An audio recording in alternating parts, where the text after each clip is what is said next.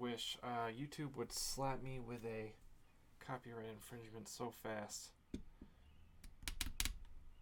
Just want to make sure that I get this camera right. Okay.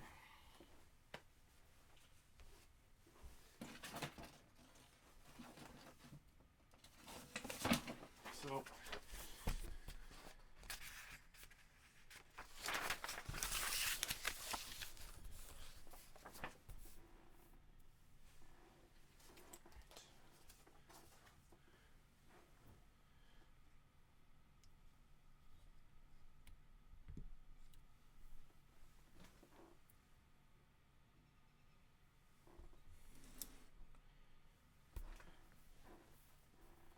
still a little bit of an awkward angle, so sorry, just bear with me.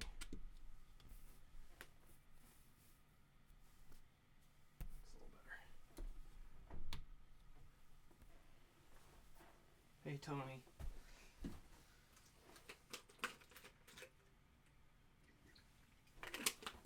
Mm-hmm.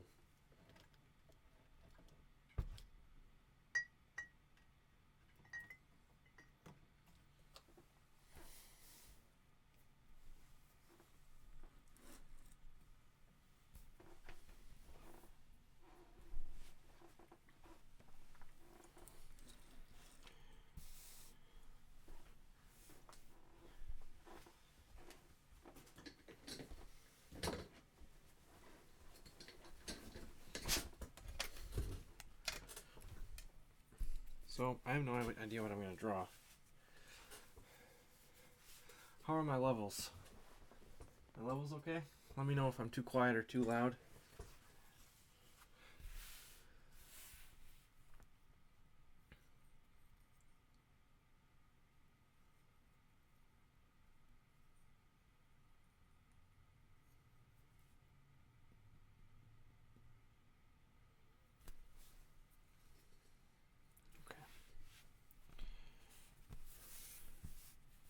So I have a few things that I need to get done, but we'll start with a quick cable warm-up. Why not?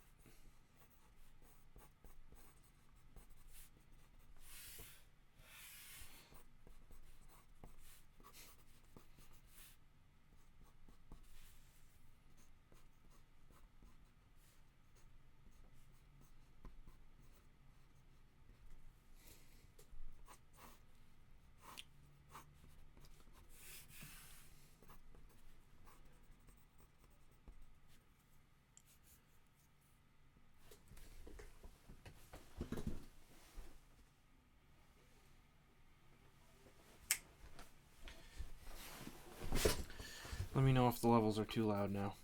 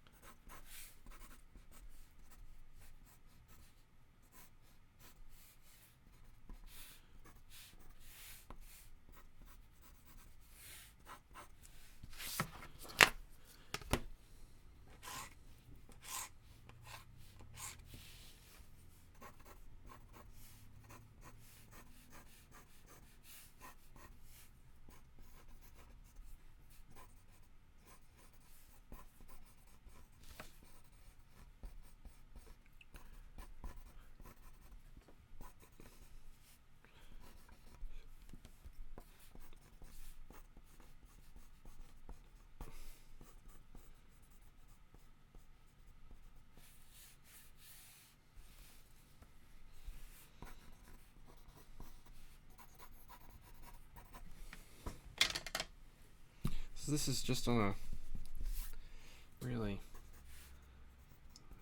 low quality piece of printer paper. encourages me to not take it too seriously.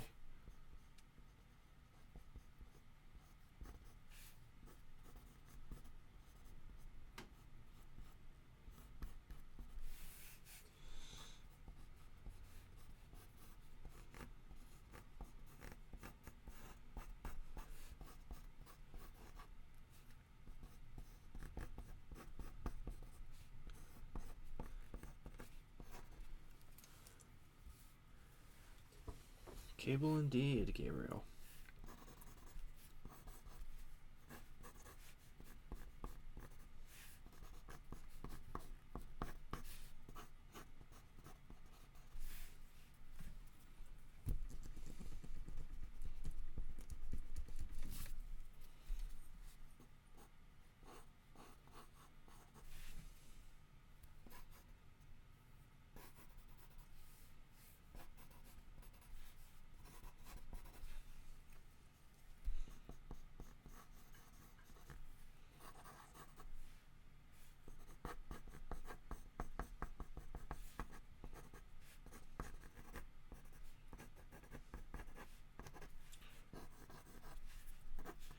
See, I'm drawing way too hard with my pencil. This is a problem that I have.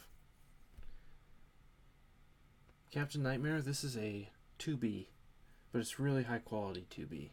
So, because of that, it maybe might react or feels a little bit maybe more like a 4B. But you'll notice that it erases really nicely.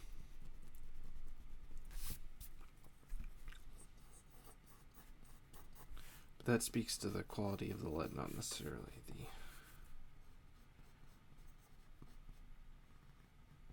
the hardness or softness. Nope.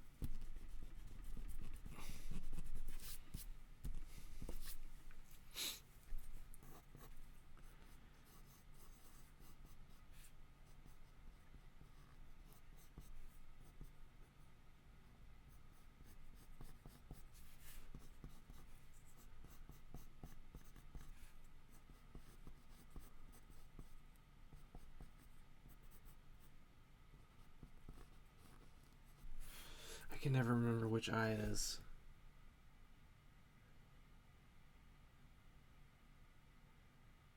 Hey, Keith.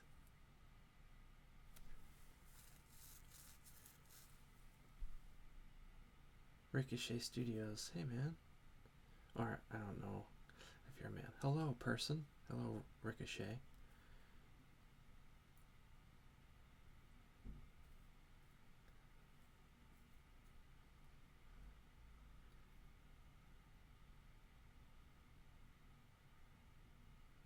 Kevin Landers, the quarantine has negatively affected the Wonder Woman release date. It was supposed to come out at the end of April, and it obviously is not out yet. But I know that it is still coming out eventually. It's just getting pushed back a little while.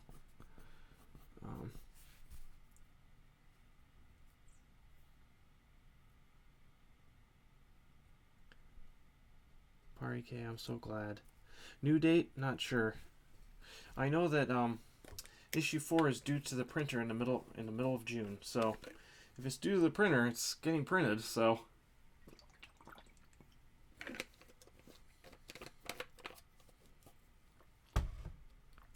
Captain Nightmare, is that our right or his right? So his left eye glows.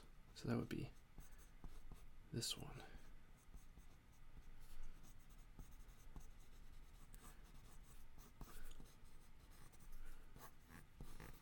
I'm not sure why I didn't put these on before.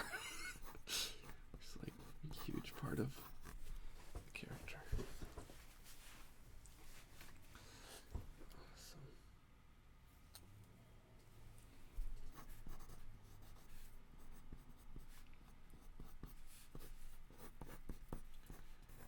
So I'm not going to get too detailed with these pencils because I don't really want to defeat the purpose. just like a simple sketch for fun. So let's move on to inks.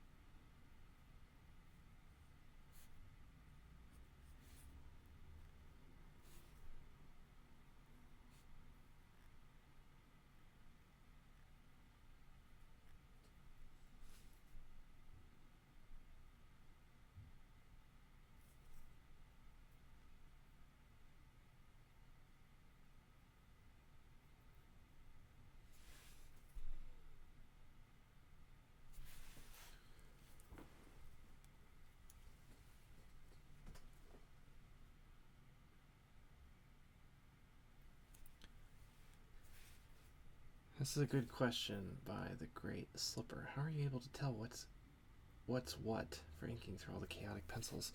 This is just what I've gotten used to over the years. My pencils have become darker and darker. It's just what I need in order to like work fast.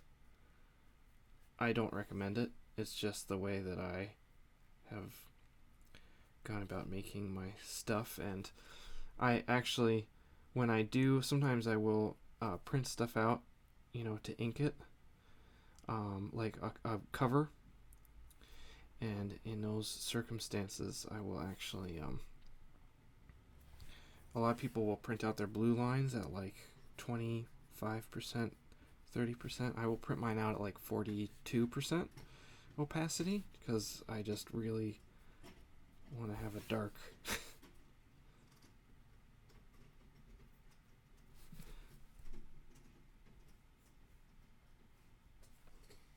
I really want to have a dark pencil line so I can, this just makes me feel like I'm not building on a house of sand. I know that doesn't make any sense, but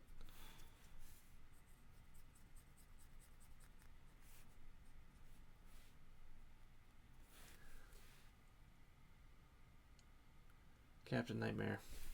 I love the Warhammer 40k aesthetic. It's really cool.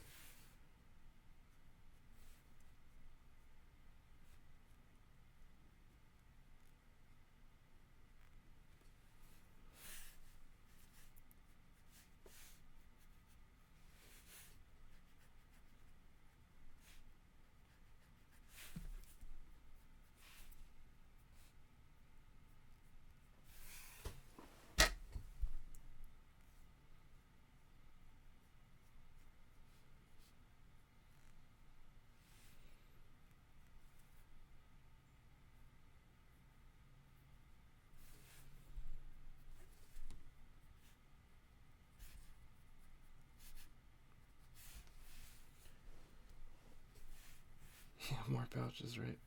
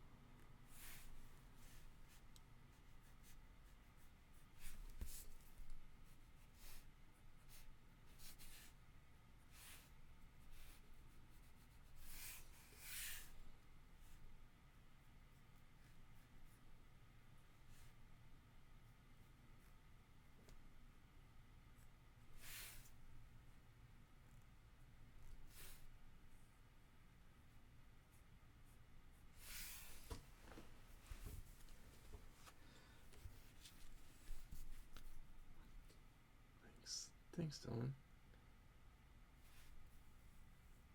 Climax, sometimes I use references for anatomy, but not often. I like to go with the flow, and I don't like to pull the anatomy book out until something specifically is not working, and I need to problem solve. Sometimes if I'm actively working on part of the body that I know I need to get better at, like tricep or knee or whatever, then I will have a anatomy book out with me that I will actively be looking at.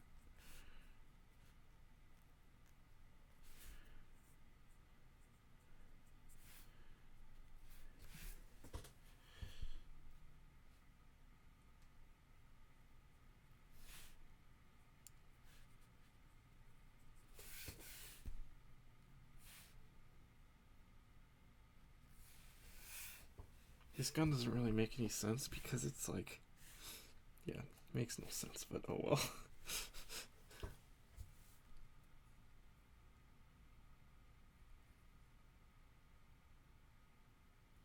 I will probably not put a background on this just because it's just for fun.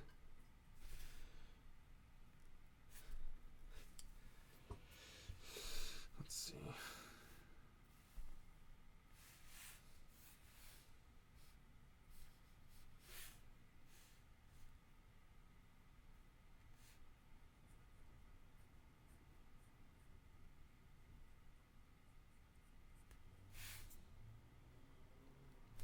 It's my favorite, like, John Romita Jr. attachments to things.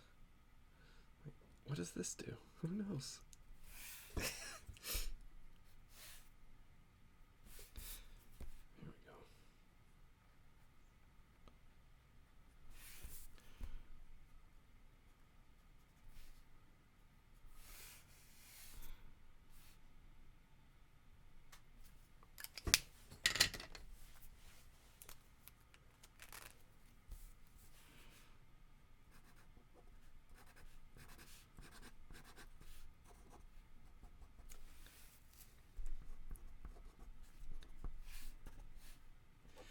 So it's the end of my day, really. I mean, I have more work to do for other stuff. I have a little writing I have to do. But I finished my Dead Earth page for the day. So this is just kind of to have fun. And I'm actually going to do just a little bit of like a watercolor gouache thing. Not a lot, just a little.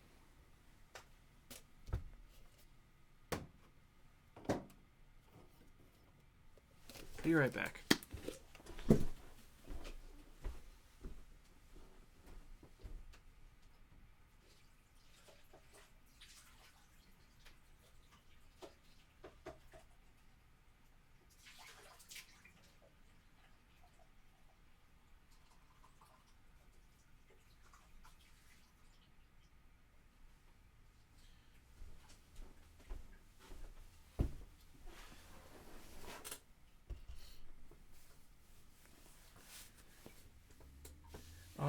During this kind of craziness, I've been working on a new pitch for a new book and trying to finish Wonder Woman Dead Earth, and I have a few other little mini projects that are in the works,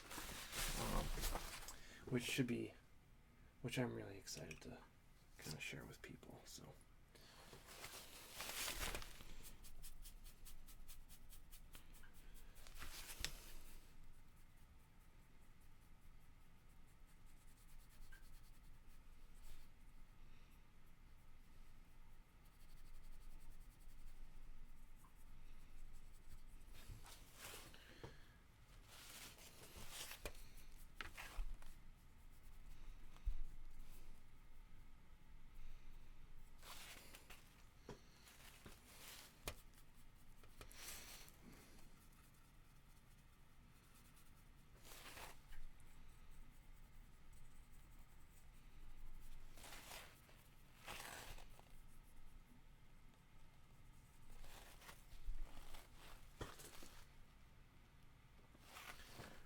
Victor, I don't think I'm ever going to publish. I don't think I will ever do colors.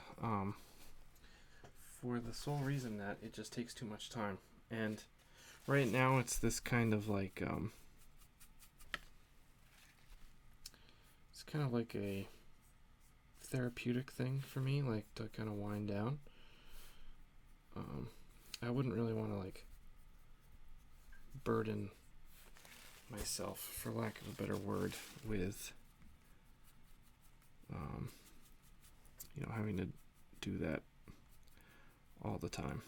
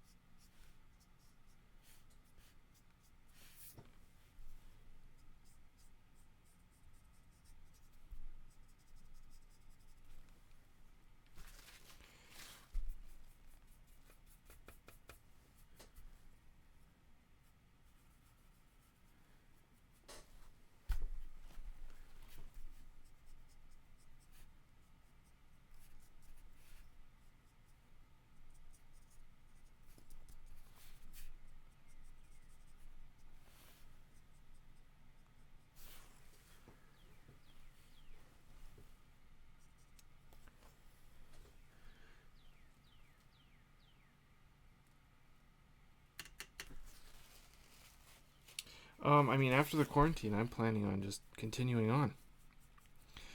No changing.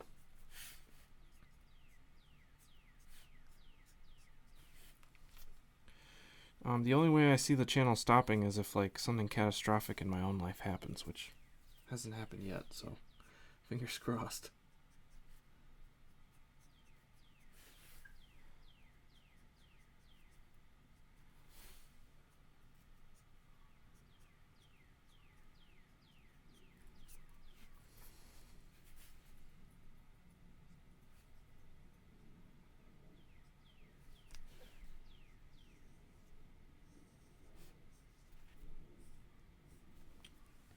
You notice that I don't even like erasing my pencil lines before I start going to watercolor.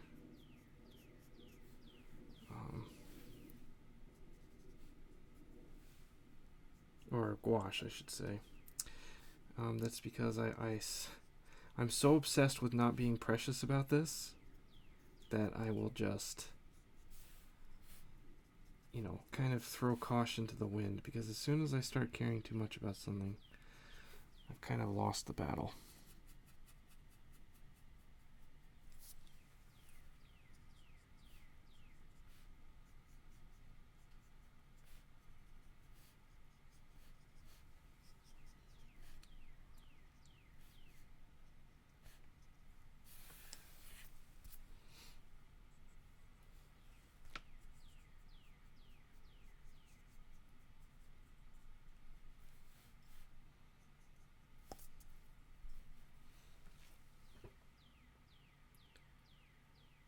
Hey, Raoul.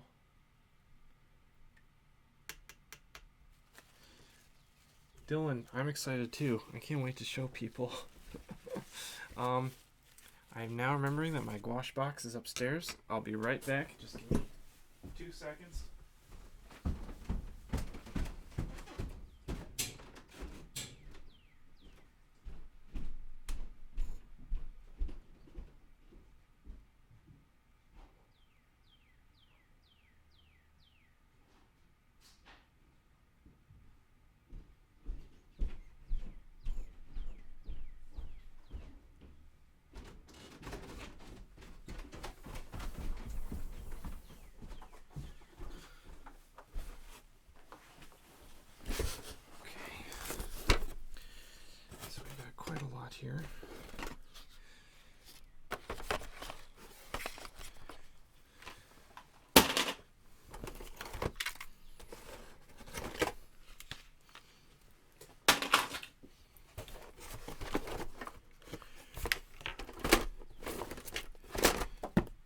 already got some palettes lined out that I like, but I mostly need permanent white, some red,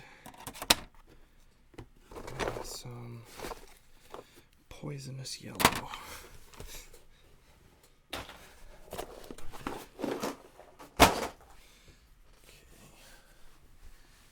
Switch to a bit of a smaller brush now. Nothing crazy. Hi, Silent Kid.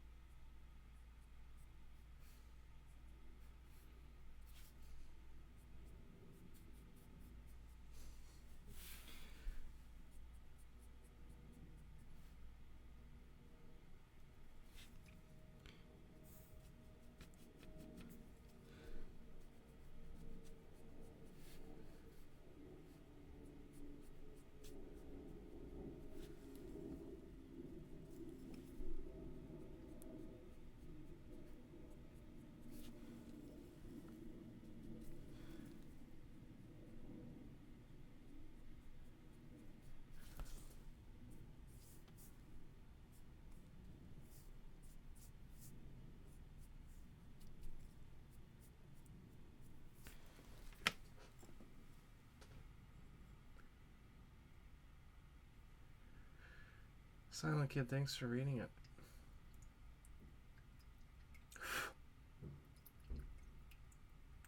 Are there any writers specifically who you would break your solo role to work with? Maybe Donnie Cates again. We're buddies, so.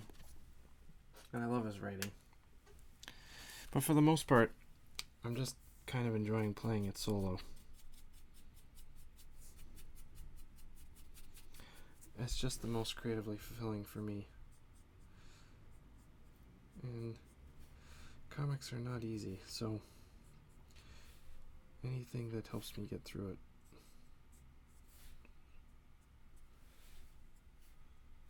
So we need to, I want to make these a bit darker and cover up the pencil lines, so let's see if we can do that.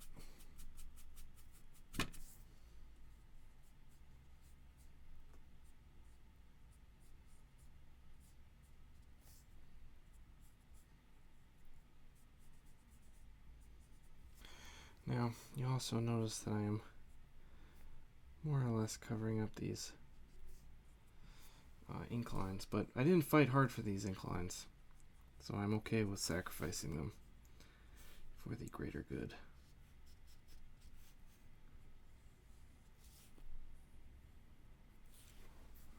And I'm going to lose these lines to the wateriness of gouache, so I need a little more white to make sure that they're going to be opaque enough to stay. Otherwise they just kind of act like watercolors. They just, sink into the background.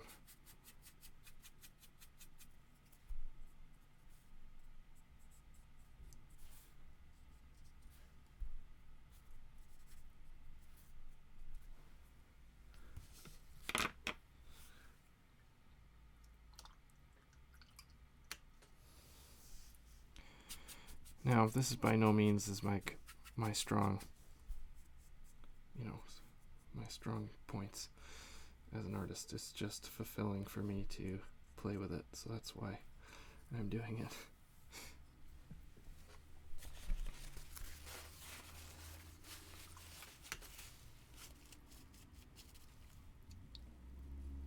So take all of this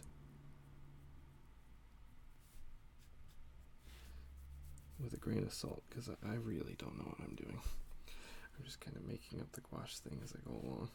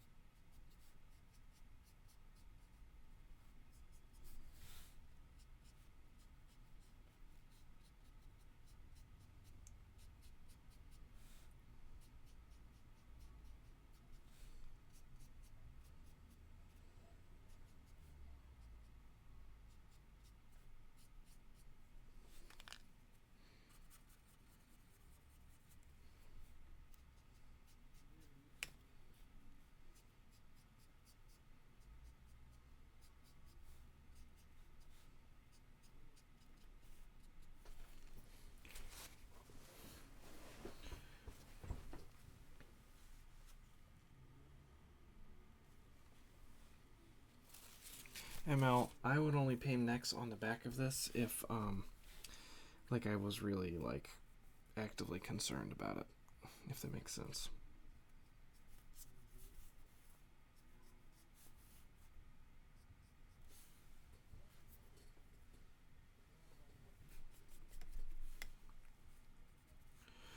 Because it's literally just like crappy printer paper.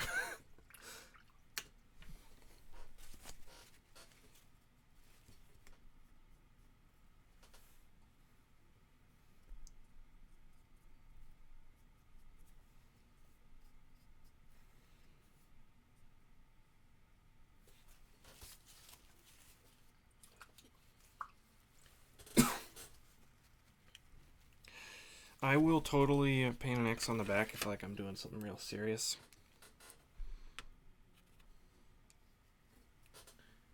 But this is obviously not that.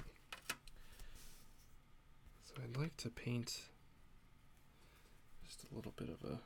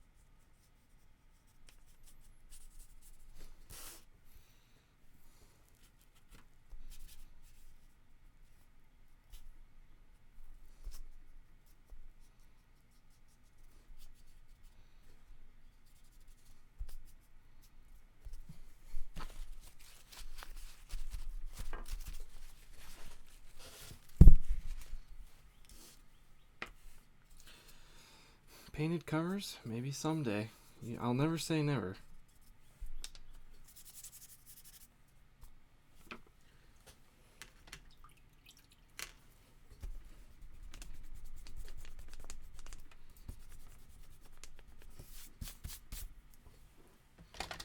And then as a final touch, I'll use this Uniball gel pen to kind of help me just define some of these shapes here.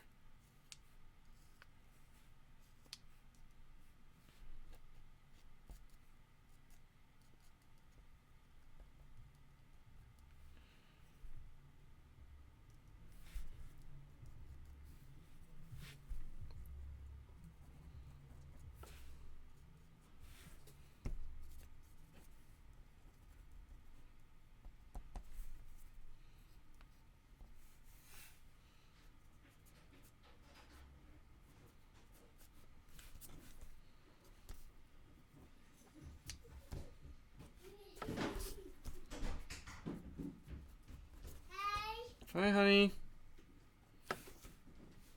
Hi. Hey.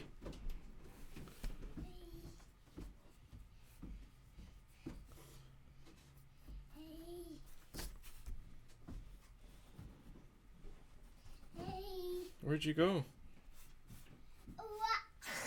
You want to walk?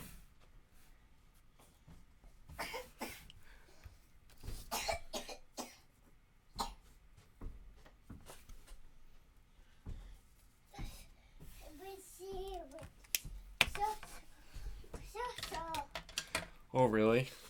Oh, that's cool.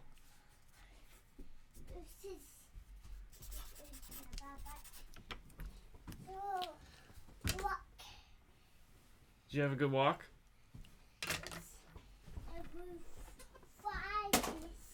Awesome.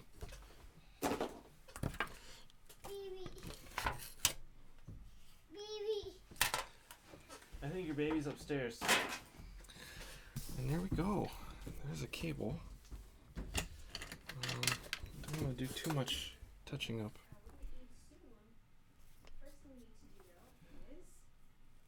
Just define the shapes just a little bit. Gonna reintroduce some of those blacks just so we know what's what.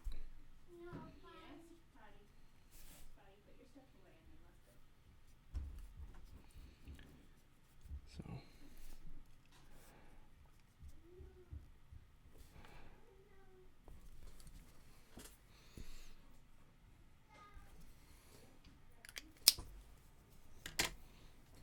and I'll also erase these construction lines here. All right, let me see if I have any questions here.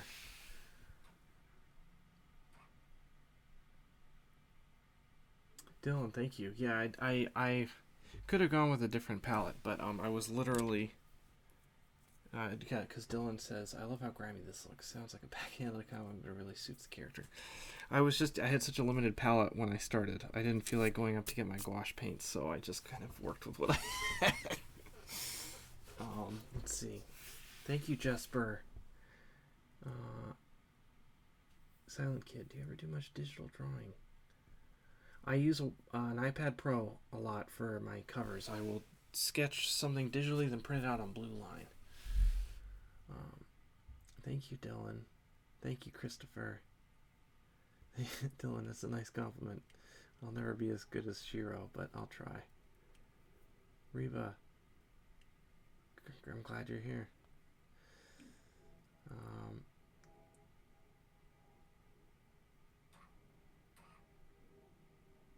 Star-shaped gummy. Some of the pieces you have made, how do you do the numerous dots, the art, like pop art? That is Japanese screen tone. I'm going to put it in the chat now. Here.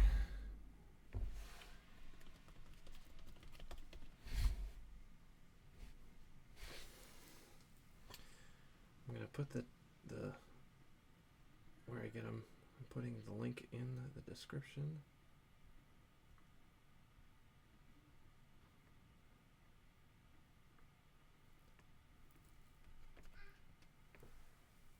There you go.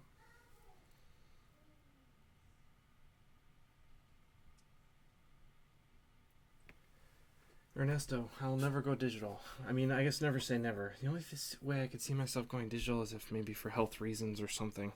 God forbid.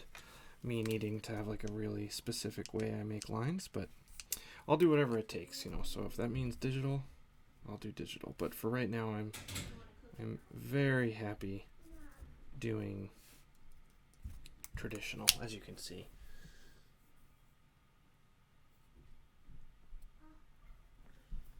Silent Kid, I'm going to do a like cover process at some point from start to finish.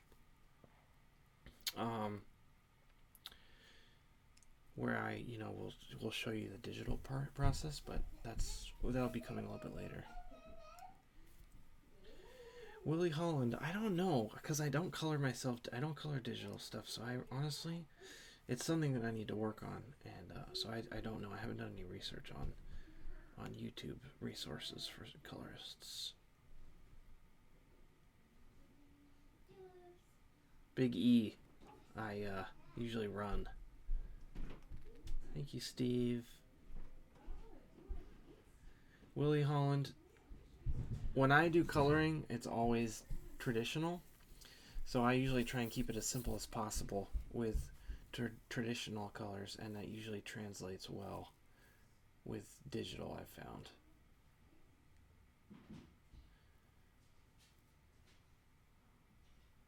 Thank you, Twister. I'm so glad you're here. Okay, so we have something else I need to do. Again. Piece of printer paper. Keeping it simple, again. A nice fat brush. And I recently did a commission of Thea from my series Extremity that somebody asked for, and I really loved the way it came out.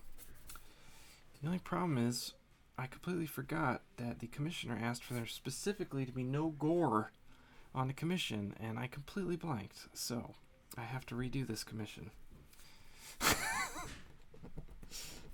So just gonna kind of, I guess,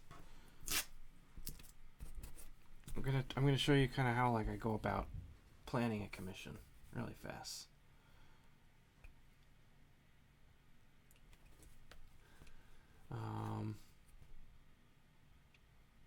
Okay, so this is literally what I do when I start. I just start with like really small, and I'm just gonna try and find shapes. The commissioner asked for Thea on her hover bike.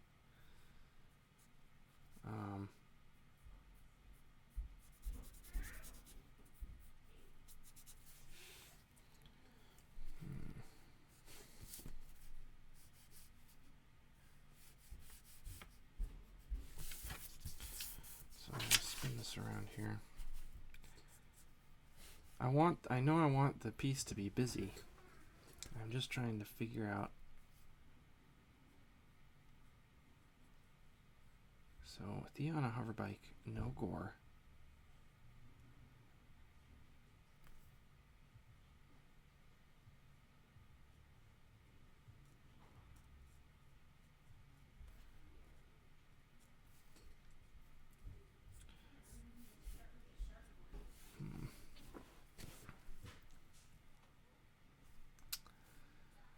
I should probably look through the book of extremity to get some ideas, huh? Yeah, gore mode off.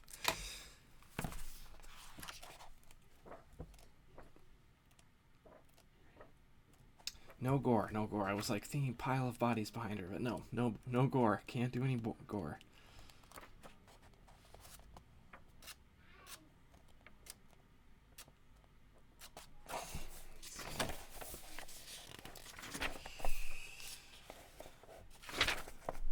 Some different ideas here.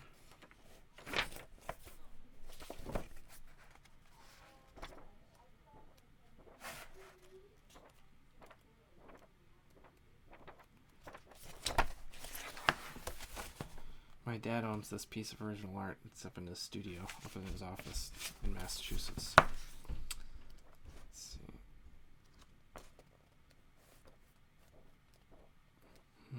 There's a lot of gore in extremity.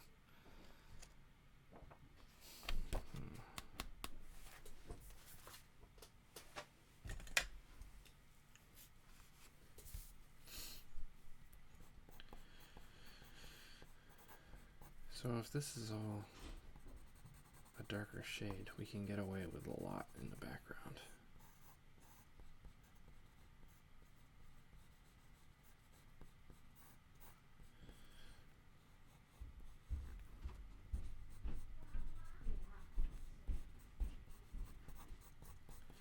Just like a really busy, teeming background with different buildings.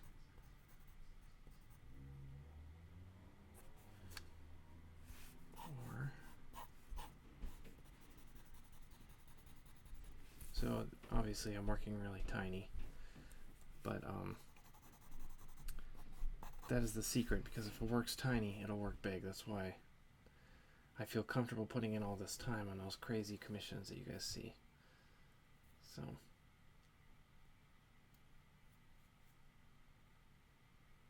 Jesper's very weird.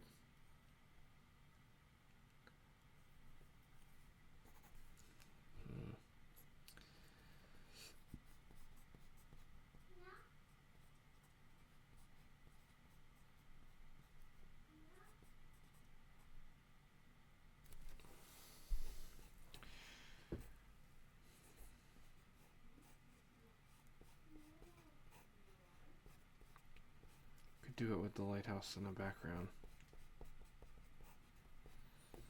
But the only thing is, this is very designy.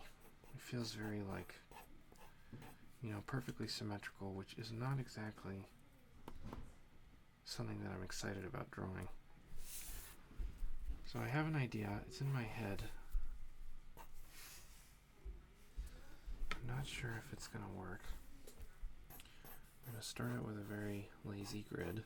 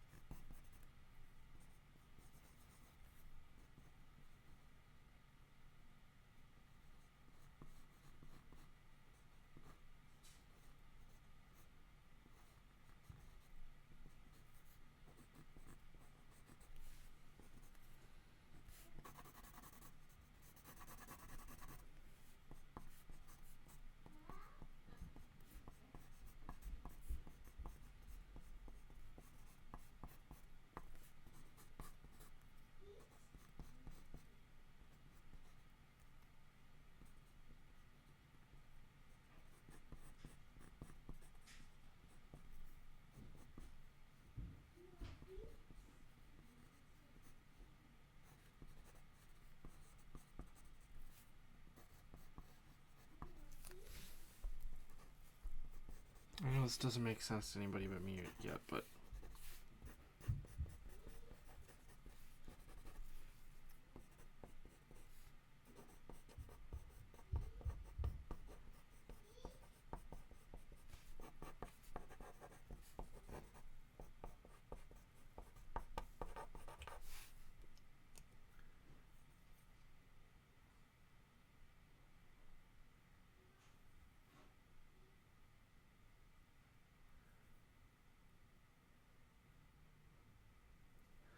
Christopher, I'm glad you enjoyed it so much.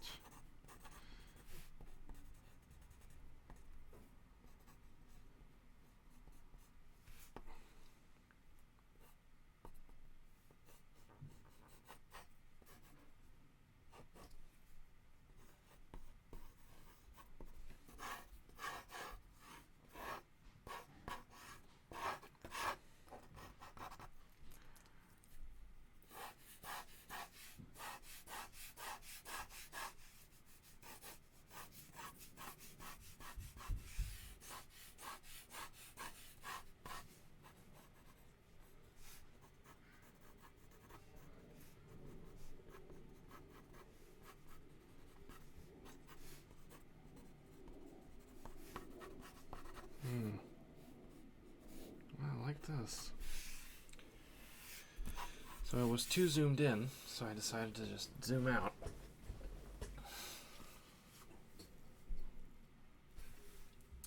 So now, I really like the way this looks, but, you know, I've done it in pencil. I'm not sure if it's reading quite well, so we're going to try and recreate that with the ink here.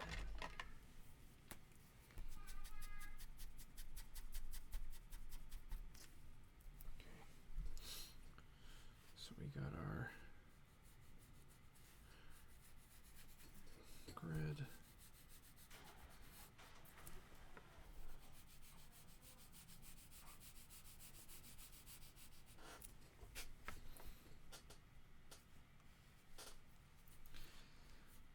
Let's see.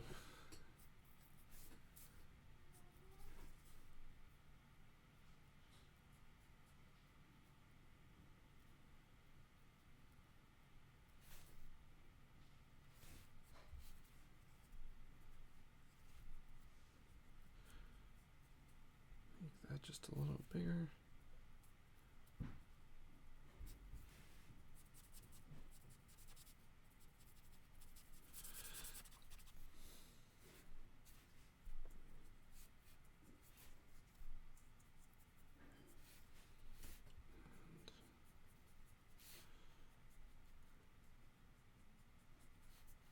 Yes.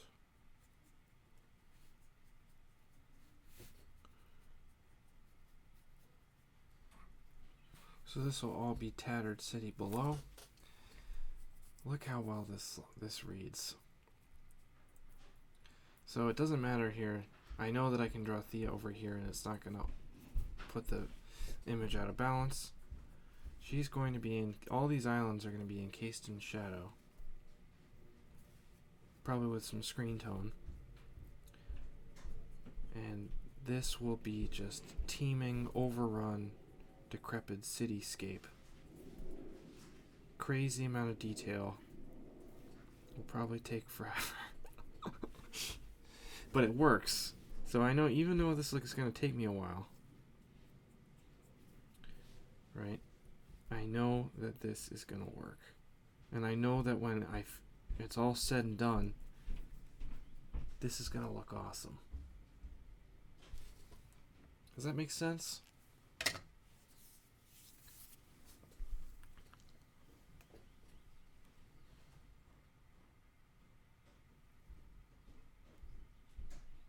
See you, brother. Let me know if you guys have any questions. I can stick around for a few minutes. Rachel. Hey, Rachel. I'll be right back, guys. Hey, Rachel. Can you not put any music on for a few minutes until I finish my stream? Oh, are you live streaming? Yeah. Okay. I'm almost done, though.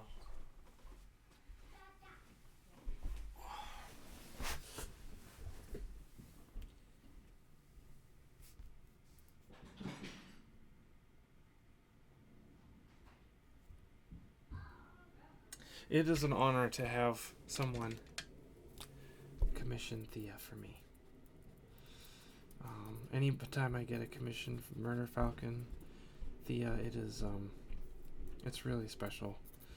It makes me feel really cool, which is why, I feel really bad that I kind of messed up this commission. So I really want to make sure that I wanted to make sure that I took care of this guy, because just want to make sure that you guys get it. I completely forgot that was on me, so gotta make it right.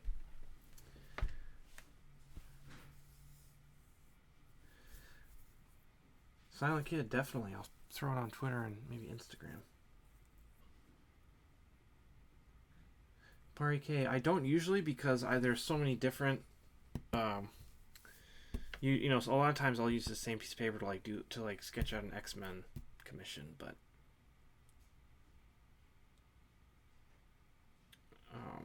it's a good idea. I should do that. Commission character choices you're excited about. I have a bunch that from the new batch, which I'm really excited about.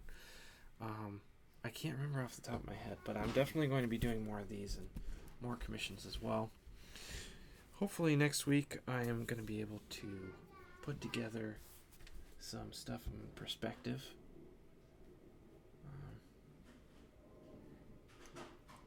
Silent Kid, we may just... I don't know what we're going to do with it. We'll see. If it's going to go up for auction, make sure to let people know. We might donate it. Yeah.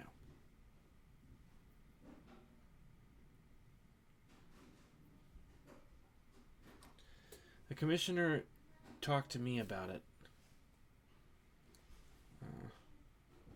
Yeah, because we had talked about it before over email, and I just forgot. So.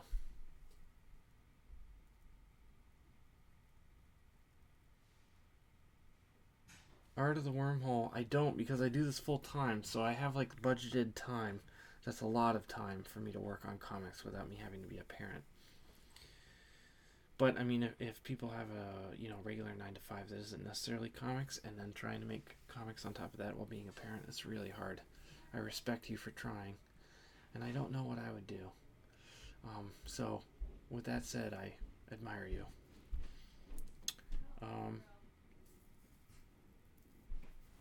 We'll do a quick perspective thingy, really fast. Here's some quick perspective tips before I go. Got a lot done today. Feeling good. Okay. here's your panel. Now, let's pretend for a second that this panel is your eyesight. So whatever you see here, you're seeing with your eyes, right? So if you move around whatever you see, it's like whatever you're looking at.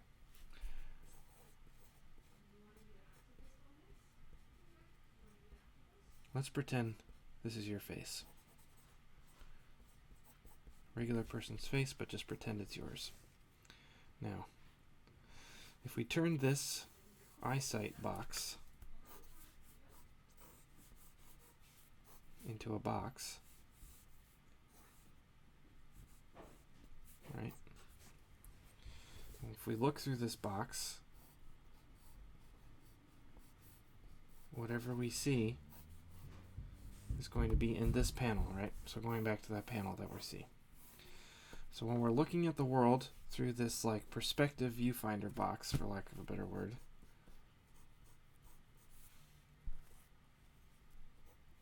this kind of determines how we're going to lay out a perspective grid. This is like how we see what's in front of us. So let's say you're some dude with this box on your face, right? Here you are. You got your cool outfit. Okay. Now, let's say that this box has a built-in horizon line right in the middle, right? It does not move. It stays along this box, just like that, right? So when you look through this box, let's pretend if you have this box, you're walking down the street, you have a horizon line that's going to be right here. So when you're looking through it, the horizon line is literally where your eyes are, right? This is where your eyes are on this box is over your eyes. That's where the horizon line is, right? So if you tilt your head like so, the horizon line is going to be like this. Right? But if you go back to the normal view, it's going to go back to this horizon line right there. So this is, I remember, a really hard concept for me to grasp at first, because let's say you're looking down on a cityscape, kind of like I did with that Thea drawing, right? Boom. Here's right. So there's my grid. Yeah, it's like a virtual reality helmet. Yeah. Now, if I could fly, if this guy could fly, flies above the buildings, and wherever this helmet is that you're wearing, it means that here's your city, and you're flying up here with your goggles, right? That means that for you, the horizon line is really high. So if you're looking down on something, I'm going to just pretend like here's like a really small version of that panel that we did, right? Oh, the cityscape. That horizon line is way up there. It's super high. But that's where you are, if that makes sense. That's where like your vision is, right? Looking down, which means that the horizon line is going to be high. So the higher that your plane of vision is, the higher that this device is, the higher that you're like looking down on something, the higher the horizon line is going to be, right? Now the same thing.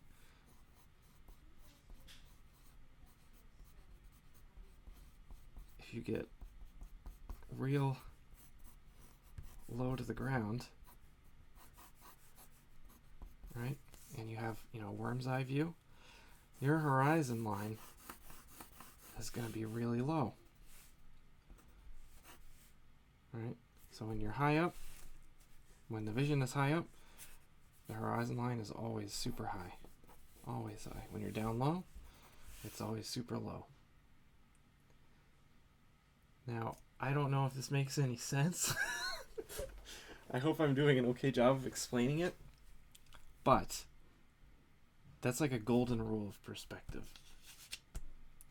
It's hard sometimes to conceptualize because we don't necessarily equate like a let's say like a drawing of a car from up above. Right?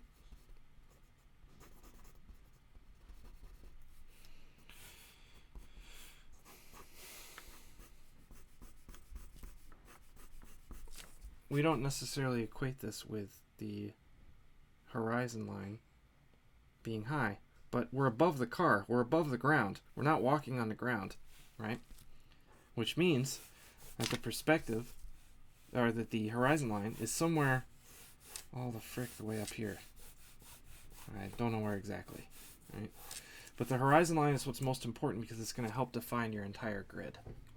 And if you don't have a way to define your grid, even if you do all the tricks that I show you later on, it won't really matter because you won't know where the horizon line is, and that's what helps us define the space that we're drawing anyway.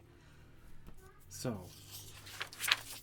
I like to think of it this way. Now, let's say you have these goggles on, and you're on a train tracks. Right? We all know train tracks, the train track thing. Well, there's our vanishing point, right? But the thing is that vanishing points are not just, there's not just like one vanishing point, right? If you have a car or a train tracks that are going this way, well, the train tracks, that's the vanishing point for these train tracks. If you have your more traditional train tracks, right, that are just going like that, your vanishing point's right there. So that's why you see me making little makeshift grids when I do drawings, right? Because each, if you do like a car or whatever, a gun, they each have a different vanishing point. It just depends where they're pointing to and how you're getting there. But the vanishing points, unless it's a 3-point perspective, are always going to be on this horizon line. So that's why I do that. Now, we'll go over this again in another video, but here's your viewfinder, right? Your reality glasses. And right in the middle is your horizon line.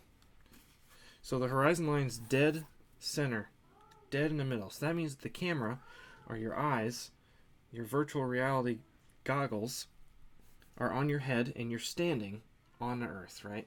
When we're standing, this is what our vision looks like. Black, you'll totally be able to watch this later. I'm uploading it as soon as it'll be done.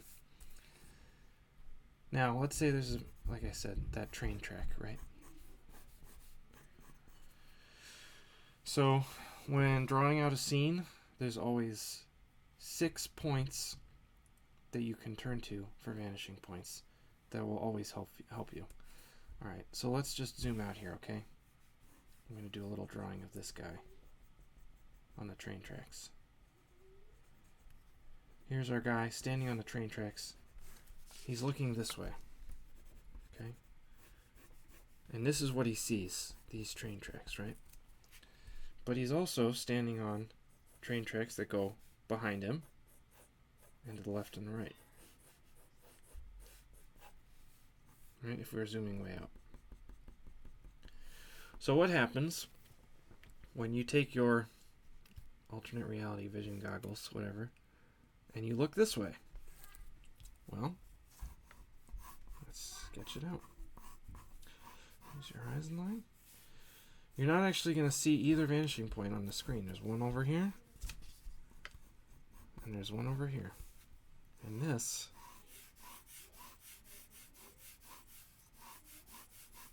is what we call 2-point perspective.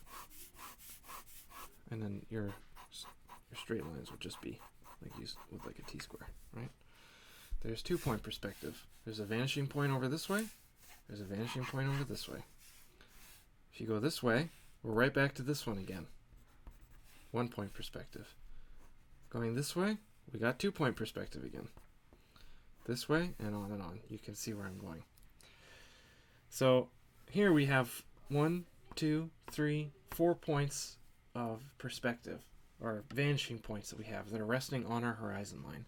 But there are 2 more vanishing points that don't actually rest on any sort of horizon line. Those are when we look up or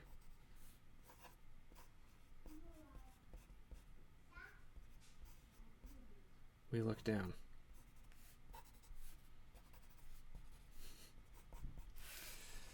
So, if you can imagine, above this guy on the train tracks, there's a vanishing point directly above him and a vanishing point directly below. So, if he is looking this way, right, he's just going to see this, and there's not going to be any sort of concave, or whatever the word is, moving toward or away. But, if you look here, we have, sorry, I'm running out of paper.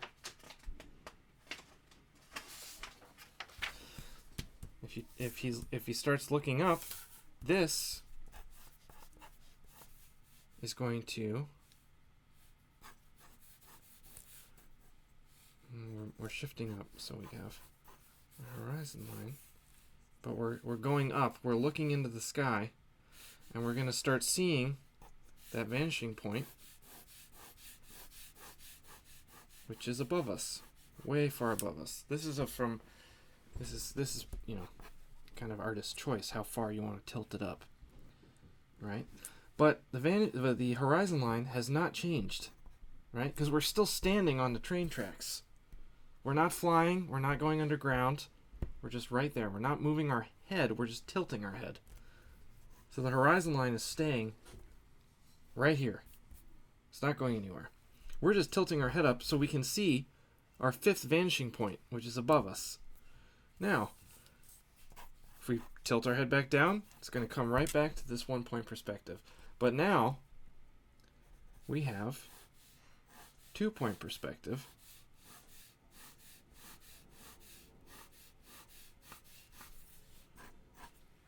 Right? And that's how you get the effect of looking up like on a building or what have you.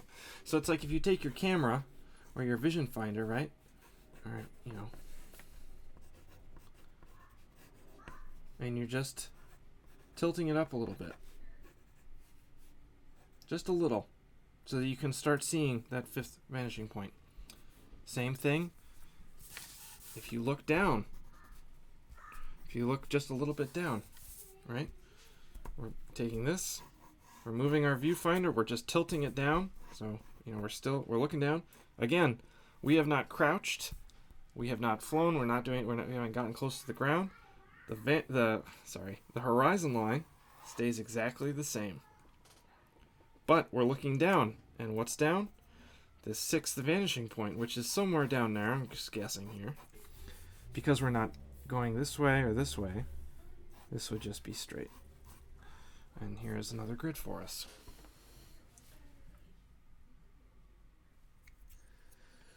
So, I don't know if that makes any sense. But at any point, while you are looking around, 1, 2, I'm going to go like this.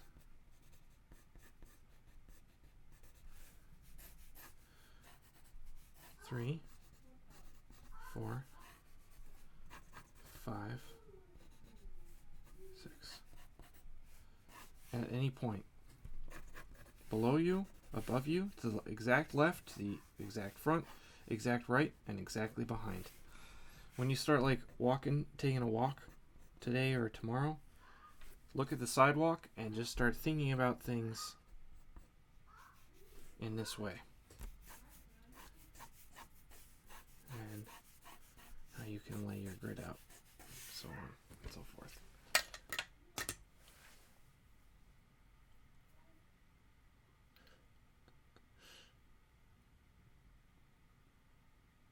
Anyway, I'll be doing a more broken down, maybe like 10-minute episode 1, 10-minute episode 2 video. So, but here it is, a little preview for you. So, and it's all going to be just me drawing on a piece of paper because I don't have time to put together anything more official than that. I have to go now. It's been amazing. I'm going to go hang out, have a Cinco de Mayo meal with my fam. Love you all. Thanks again for everything. This will be uploaded later, so if you want to come and watch it again, you can. And yeah, it's been awesome. Thanks so much for the great questions and for hanging out. And we'll talk to you soon.